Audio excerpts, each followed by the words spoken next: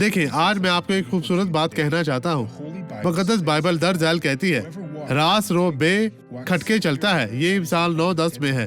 दयानतदारी से चलो और तुम महफूज तरीके से चलोगे, लेकिन जो कज रवि करता है जाहिर हो जाएगा।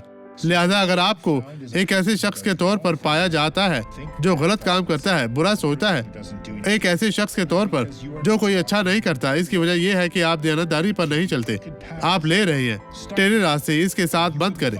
जी हाँ, आपको पता चलेगा, लेकिन खुदा चाहता है कि आपको खुदा के एक फर्द के तौर पर निजात पानी है। जो सोचते हैं इसकी जिम्मेदारी कबूल करें और बरकत पाएं, तब आपको आसमान पर बड़ा अजर मिलेगा।